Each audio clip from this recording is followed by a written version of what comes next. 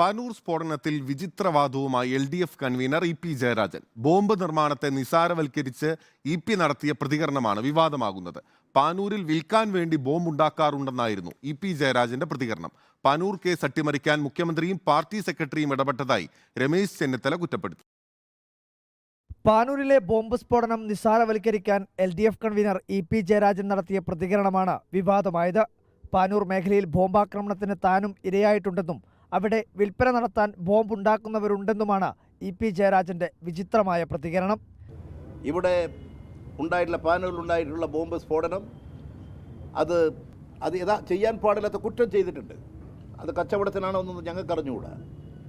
അവിടെ പല പ്രദേശത്തും അറിയുന്നവർക്കറിയാം ബോംബ് നിർമ്മിച്ചിട്ട് കച്ചവടം ചെയ്യുന്നുണ്ട് ഇവിടെ പലരും. സന്നദ്ധ പ്രവർത്തകരായ DYFIക്കാരെയാണ് പോലീസ് അറസ്റ്റ് ചെയ്തത് എന്ന പാർട്ടി സെക്രട്ടറിയുടെ നിലപാടിൽ നിന്നും വ്യത്യസ്ത നിലപാടാണ് EP സ്വീകരിച്ചത്. കുറ്റക്കാരെങ്കിൽ പോലീസ് അറസ്റ്റ് ചെയ്യുമെന്നും തെറ്റ് ആര് ചെയ്താലും തെറ്റാണെന്നും EP പറഞ്ഞു. പാനൂർ ബോംബ് സ്ഫോടന കേസ് അട്ടിമറിക്കാൻ മുഖ്യമന്ത്രിയും പാർട്ടി സെക്രട്ടറിയും ശ്രമം നടത്തുന്നുവെന്ന് കോൺഗ്രസ് നേതാവ് രമേശ് ചെന്നിത്തല ആരോപിച്ചു.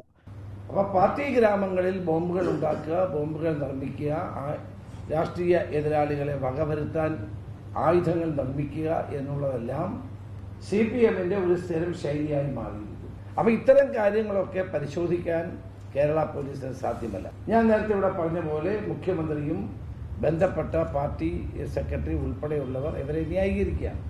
കേന്ദ്ര ഏജൻസികൾ പാനൂരിലെ ബോംബ് സ്ഫോടന കേസ് അന്വേഷിക്കണമെന്ന ആവശ്യം ശക്തിപ്പെടുത്തുകയാണ് UDFും കോൺഗ്രസും. റിപ്പോർട്ടർ, കണ്ണൂർ.